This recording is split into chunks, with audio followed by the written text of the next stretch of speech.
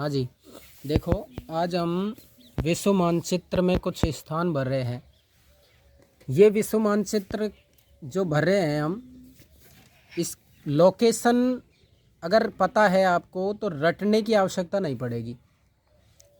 कोई भी क्वेश्चन जो लोकेशन से आता है वो क्वेश्चन आप रट कर नहीं कर सकते, लेकिन अगर आपको लोकेशन पता है तो क्वेश्चन नहीं आता ना, फिर भी उसका आंसर अपन निकाल सकते हैं।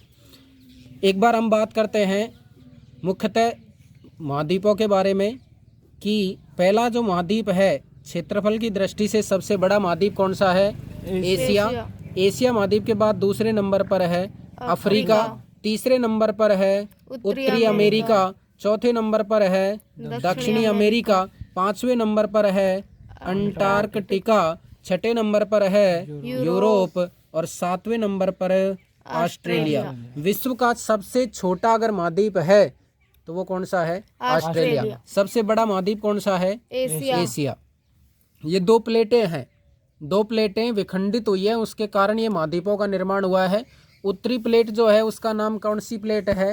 अंगारा लैंड। और दक्षिणी प्लेट का नाम क्या है? गोंडवाना लैंड। भारत जो है वो पहले दक्षिण में हुआ करता था, लेकिन प्लेट विवर्तनिकी के कारण धीरे धीरे खिसकता आज भारत उत्तरी गोलार्ध में पहुंच चुका है। अब आगे बात करते हैं अपन कि ये विश्व का सबसे बड़ा द्वीप है जिसका नाम क्या है? ग्रीनलैंड। ग्रीनलैंड भारत विश्व का सबसे बड़ा द्वीप है। इसका जो क्षेत्रफल है वो 33 लाख वर्ग किलोमीटर है। कितना? 22 लाख वर्ग किलोमीटर है। और भारत का जो क्षेत्रफल है वो कितना है? लगभग 33 लाख वर्ग किलोमीटर है। भारत का क्षेत्रफल 33 लाख और ग्रीनलैंड का 22 लाख। लेकिन आपको देखने में देखो कि बड़ा कौन सा है? ग्रीनलैंड दिखाई बड़ा दे रहा है, लेकिन वास्तविकता में ग्रीनलैंड छोटा है और भारत बड़ा है। जब ये जो मानचित्र होता है हमारा, तो ये ग्लोब को ही तो खोला हुआ रूप होता है।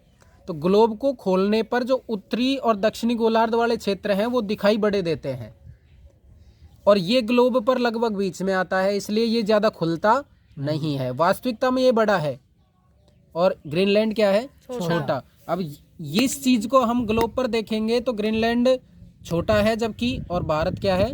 बड़ा है। आई बात समझ में? आगे देखते हैं अपन।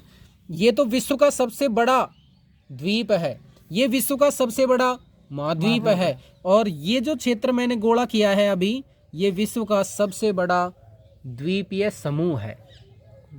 द्वीप समूह जिसको कहते हैं, विश्व का सबसे बड़ा द्वीप समूह कौन सा है? तो वो कौन सा है? ये क्षेत्र है, इसको किस नाम से जाना जाता है? इंडोनेशिया द्वीप समूह। कौन सा द्वीप समूह? इंडोनेशिया द्वीप समूह के नाम से जाना जाता है। इसमें देखो ये वाला जो द्वीप है तो ये तो है कौन सा? सुमात्रा। कौन सा है? सुमात्रा। इसके नीचे वाला ये जो द्वीप है ये है जावा।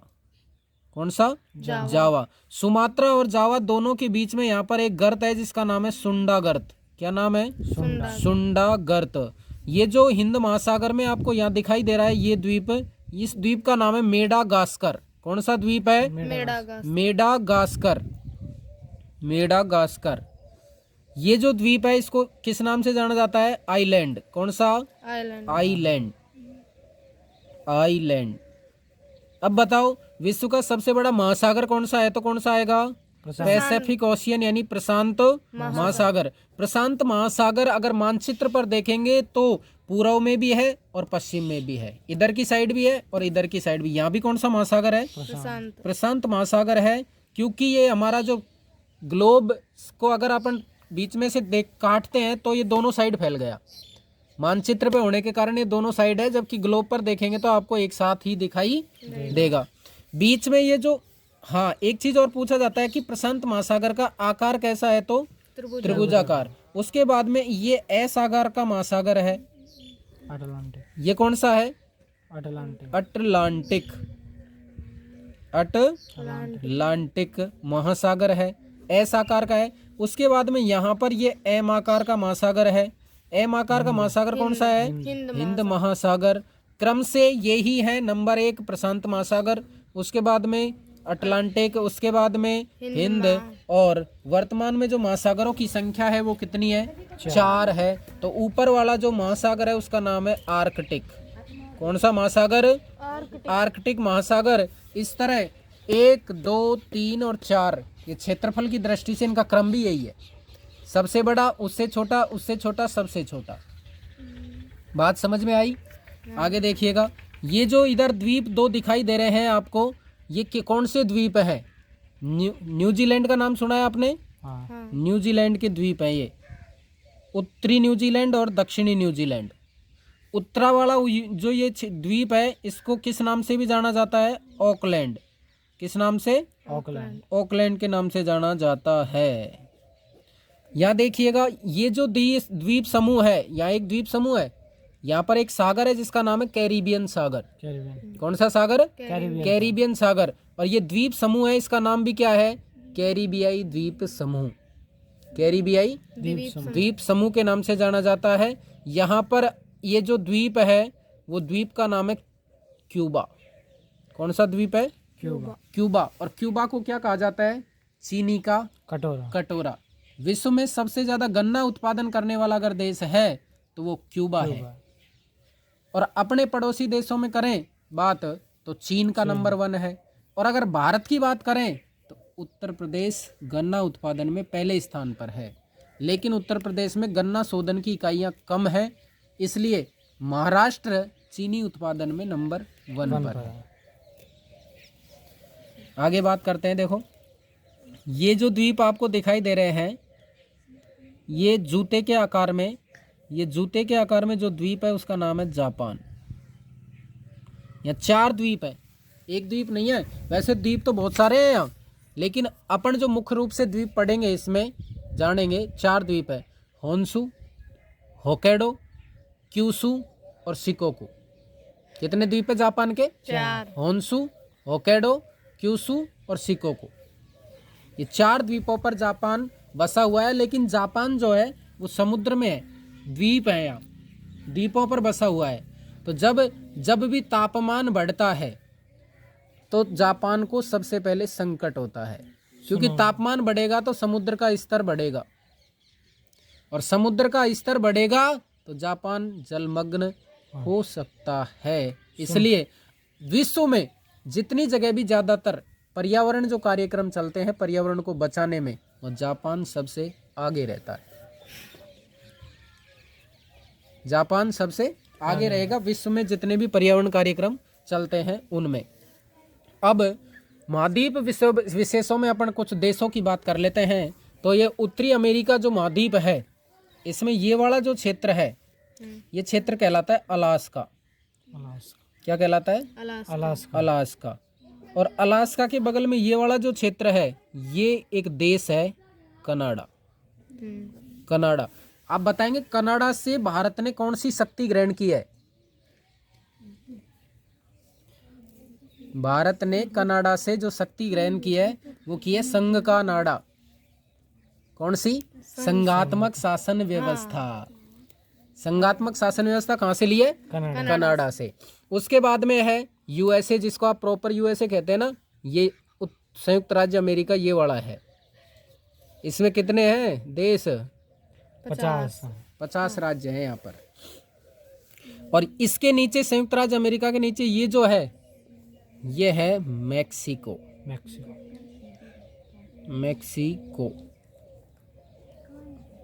आई क्या बात समझ में? अब इधर देखो, जैसे अगर इधर बात करें, देखो ये जो लिख रखा है स्पेन। स्पेन के बगल में क्या है यहाँ पर? स्पेन के बगल में छोटा सा राज्य है, वो कौन सा राज्य, कौन सा देश है? सॉरी, पुर्तगाल। कौन सा देश है? पुर्तगाल। अब ध्यान रखना, पुर्तगाल वही देश है जिसका एक नाविक था, वो नाविक सबसे पहले भारत आया था। कौन? वास्को डिगामा 1498 में भारत आया था। अब ये कहानी तो बहुत बड़ी है कि वास्को डिगामा क्यों आया भारत, कैसे आया। कि भारत उस समय मसालों के लिए फेमस था। भारत के मसाले पूरे विश्व में प्रसिद्ध हैं आज भी। और भारत मसालों का व्यापार भी करता है। तो यहाँ से भारत से जो पश्चिमी देशों को, इधर यूरोप महाद्वीप के जो देश हैं उनको मसाले जाते थे, लेकिन उन पर किन्हीं देशों का बीच में टैक्स लगा देते थे। बीच में होकर जब गुजरेंगे तो क्या लगाते? टैक्स। तो इधर वाले देशों को ये महंगे पड़ते थे। तो यहाँ के नागरिकों ने जब ये जाना कि भारत मसालों का देश है, तो ये जो स्थल मार्ग था ना वो अवरुद्ध कर दिया। और स्थल मार्ग के अवरुद्ध हो जाने के कारण फिर इन यात्रियों के द्वारा, नाविकों के द्वारा एक जल मार्ग की खोज की, और वो यात्री था वास्को डे गामा, जो केरल के कालीकट बंदरगाह पर सबसे पहले आया था। और झामुडीन नाम का जो यहाँ का राजा था, उससे यहाँ पर कुछ रहने की जगह मांगी, धीरे धीरे व्यापार करने लग गया। और एक दिन ऐसा आया कि झामुडीन की हत्या करके और खुद यहाँ का शासक बन गया कालीकट का। वो था Vasco day gamma. Vasco day gamma ने, माना जाता है, भारत की खोज की। लेकिन क्या 1498 से पहले भारत नहीं था क्या? था। तो उसने क्या खोज की फिर?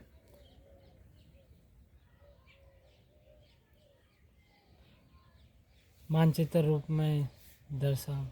उसने खोज क्या की? ध्यान से सुनना कि वास्को डे गामा जब भारत आया तो यहाँ से कुछ सामान लेकर गया जहाज में भरकर।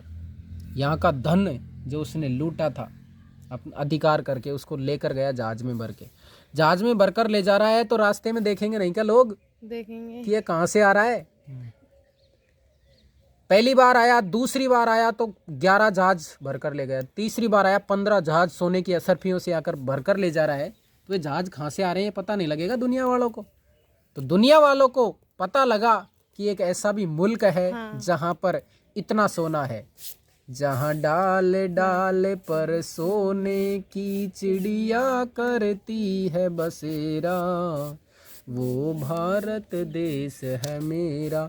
डाल डाल पर सोने की चिड़िया का मतलब सोने की चिड़िया रहती नहीं है यहाँ पर, मतलब यहाँ की जो वनस्पति है, यहाँ की एक एक पत्ती है, जो मसाले वगैरह जो यहाँ से लेकर गए हैं उनको ही तो उन्होंने क्या कहा है? सोने की चिड़िया। यहाँ की संपन्नता को सोने की चिड़िया नाम दिया है, समृद्धता। और जब ये बात स्पेन वालों ने देखी, क्या देखी? स्पेन वालों ने। स्पेन वाले चुप बैठ सकते हैं क्या? नहीं। तो पड़ोसी खावे दही तो मोसू क्यों रह जाए। सही। स्पेन वाले ने सोचा कि अपन भी चला कहीं न कहीं। इन्होंने क्या, जाने से पहले जो पुर्तगाल के जो जहाज आ रहे थे ना, यहाँ से भारत से जा रहे थे, उनको ही लूट लिया स्पेन वालों ने। और दोनों में क्या होगी? लड़ाई।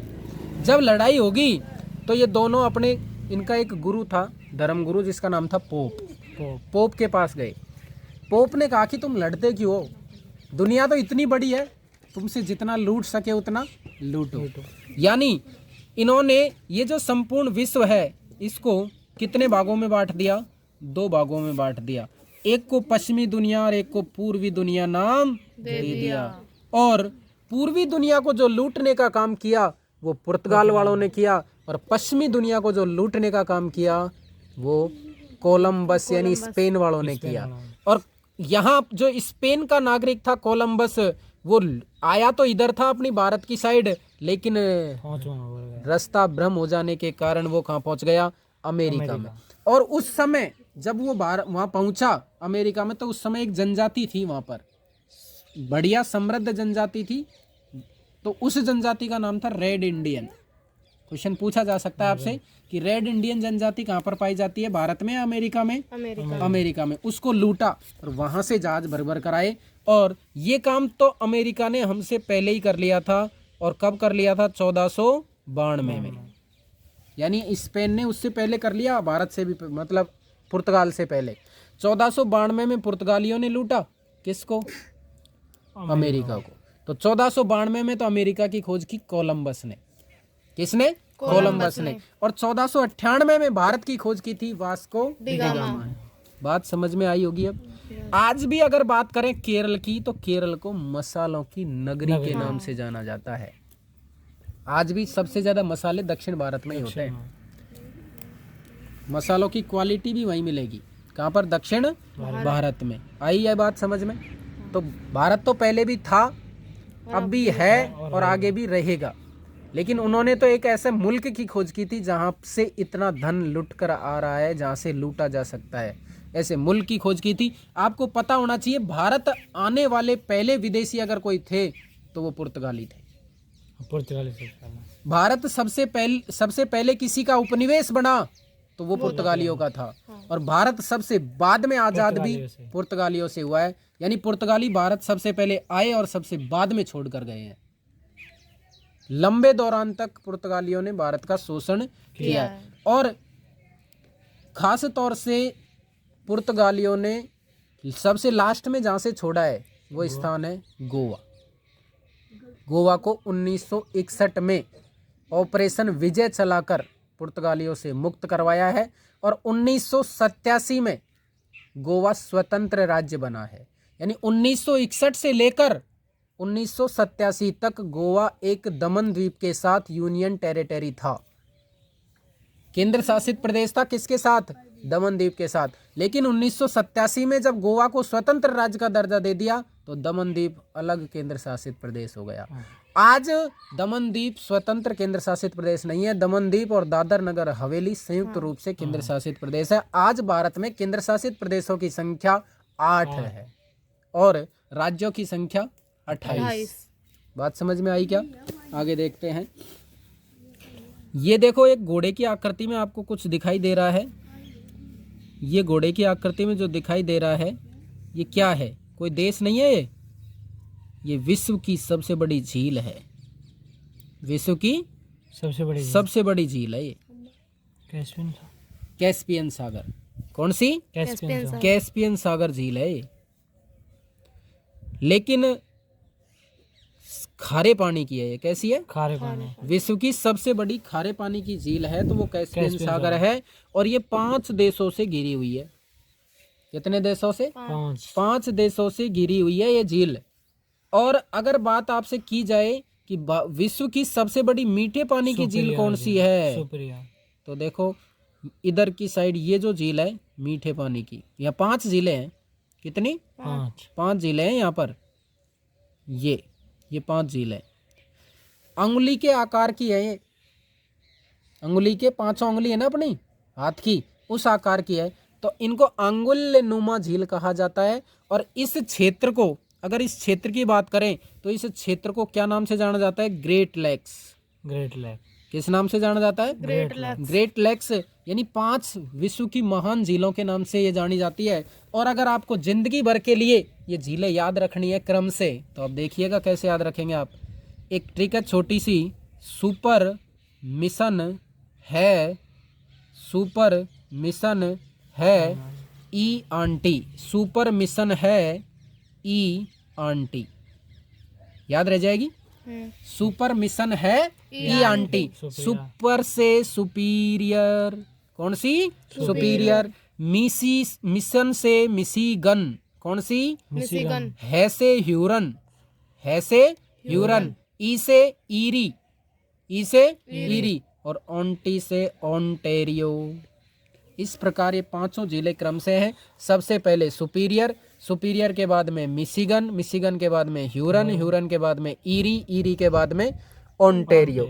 इस तरह ये 5 जिलों का क्षेत्र है जिनको ग्रेट लेक्स के नाम से जाना जाता है। हर एग्जाम में लगभग इसमें से प्रश्न आता है। और ये जो मिशिगन झील है, ये मिशिगन झील के किनारे अमेरिका का वह शहर जिसमें भारत ने डंका बजाया था, वो शहर इसी जगह है, इसी के किनारे है। और उस शहर का नाम क्या है? शिकागो। क्या नाम है? शिकागो। शिकागो आपको याद होना चाहिए। भारत का जो बब्बर शेर था स्वामी विवेकानंद जी, वो स्वामी विवेकानंद जी 1893 में शिकागो गए थे। और शिकागो में लगातार नॉन स्टॉप 72 घंटे तक भाषण देकर और विश्व में भारत को जगत गुरु का दर्जा दिलाया था स्वामी विवेकानंद ने। तो शिकागो भी यहीं पर है। और आपको ये भी याद होना चाहिए विश्व की सबसे बड़ी मांस की मंडी भी कहाँ पर है? शिकागो में है। विश्व की सबसे बड़ी मांस की मंडी भी कहाँ पर है? शिकागो। शिकागो में है। हाँ दोस्तों, ये जो पांचों झीलें हैं, ये पांचों झीलें एक नदी के द्वारा जुड़ी हुई हैं। ये पांचों झीलें एक नदी के द्वारा जुड़ी हुई हैं। इस तरह वो नदी यहाँ से आकर और पांचों झीलों को आपस में जोड़ती है। और उस नदी का नाम क्या है आप बता पाएंगे? कि सेंट लॉरेंस नदी। क्या नाम है? Saint Lawrence. सेंट लॉरेंस नदी। सेंट लॉरेंस जो नदी है वो इन पांचों झीलों को आपस में जोड़ने का काम करती है। सेंट लॉरेंस नदी पर एक जलप्रपात है कनाडा देश की। आप इस कनाडा और अमेरिका की मुख्य सीमा पर उस जलप्रपात का नाम क्या है? नियाग्रा। क्या है? नियाग्रा। नियाग्रा जलप्रपात कौन सी नदी पर है? सेंट लॉरेंस नदी पर है। सेंट लॉरेंस नदी जिस खाड़ी में जाकर गिरती है उस खाड़ी का नाम भी क्या है? सेंट लॉरेंस की खाड़ी है। सेंट लॉरेंस नदी जिस खाड़ी में जाकर गिरेगी उस नदी का नाम भी क्या है? उस खाड़ी का नाम भी सेंट लॉरेंस की खाड़ी है। और सेंट लॉरेंस की खाड़ी के जस्ट ऊपर, सेंट लॉरेंस की खाड़ी के जस्ट ऊपर एक द्वीप है जिसका नाम है न्यू फाउंडलैंड। कौन सा द्वीप? न्यू फाउंडलैंड। आपको याद होना चाहिए संसार का सबसे बड़ा मछली पालन क्षेत्र न्यू फाउंडलैंड है। सबसे बड़ा मछली पालन क्षेत्र क्यों है? देखो, यहां से एक जलधारा आती है ऊपर से, उसका नाम है लेब्राडोर। ऊपर से जो जलधारा आ रही है उसका नाम क्या है? लेब्राडोर। और यहां से नीचे से एक जलधारा जा रही है जिसका नाम है गल्फ स्ट्रीम। लेब्राडोर और गल्फ स्ट्रीम की जलधारा न्यू फाउंडलैंड द्वीप के पास मिलती हैं। और वहां पर जिस जगह पर दो जलधाराएं ठंडी और गर्म मिलती हैं उसी जगह पर मछली पालन क्षेत्र का विकास होता है। वहीं पर सबसे ज्यादा मछलियां पाई जाती हैं। तो संसार का सबसे बड़ा मछली पालन का अगर क्षेत्र है तो वो कौन सा है? न्यू फाउंडलैंड। बात समझ में आई क्या? मछली पालन क्षेत्र कौन सा? न्यू फाउंडलैंड। न्यू फाउंडलैंड में दो जलधाराएं आपस में मिलती हैं। ऊपर से आने वाली जलधारा का नाम बताओ? लेब्राडोर। लेब्राडोर। और नीचे से जाने वाली जलधारा का नाम क्या है? Gulf stream. स्ट्रीम का मतलब गर्म ही होता है। तो नीचे से जाने वाली तो गर्म है, ऊपर से आने वाली कैसी है? ठंडी। दोनों जलधाराओं का मिलन होता है यहाँ पर। आई क्या बात समझ में? और आगे देखिएगा इसी तरह की कि ये जो अटलांटिक महासागर है, ये जो अटलांटिक महासागर है, इस अटलांटिक महासागर में, उत्तरी अटलांटिक महासागर में एक ऐसा क्षेत्र है, देखना रोचक बात, एक ऐसा क्षेत्र है जहां पर अगर कोई वायुयान भी ऊपर होके उड़ता है ना तो वो वहां नष्ट हो जाता है। Bermuda triangle. तो यहाँ पर जो क्षेत्र है उसका नाम है त्रिकोण है। और उस त्रिकोण का नाम क्या है? बरमूडा। इतना बड़ा त्रिभुज के आकार में एक बड़ा क्षेत्र है बरमूडा। इसके ऊपर से ना कोई पक्षी गुजर सकता, ना कोई हवाई जहाज गुजर सकता, कोई आदमी नाम का जाया भी नहीं गुजर सकता। अगर जाएगा तो वो नष्ट हो जाएगा। पता नहीं कितने ही जहाज गायब हो गए इसमें, कितने ही जहाज गायब हो गए, आज तक कोई पता नहीं चला। तो उस ट्रायंगल का नाम है बरमूडा। क्या नाम है? बरमूडा ट्रायंगल कहाँ पर है? अटलांटिक महासागर में, उत्तरी अटलांटिक महासागर में। और उत्तरी अटलांटिक महासागर में एक विशेषता और है कि यहाँ पर क्या होता है कि एक शांत है ये क्षेत्र, थोड़ा सा बीचों बीच का क्षेत्र है ना, ये शांत है। इसके चारों ओर तो जलधारा घूमती है यूं, लेकिन बीच का जो क्षेत्र है वो क्या है? शांत है। शांत होने की वजह से वहां पर जम गई क्या? काई। उस काई को नाम दिया है घास। कौन सी घास? सारगैसो। क्या नाम दिया है? सारगैसो। और सारगैसो घास के कारण उत्तरी अटलांटिक महासागर का नाम भी सारगैसो सागर पड़ गया। तो सारगैसो सागर कहाँ पर है? उत्तरी अटलांटिक महासागर में है। बोलो बात समझ में आई क्या? हाँ जी।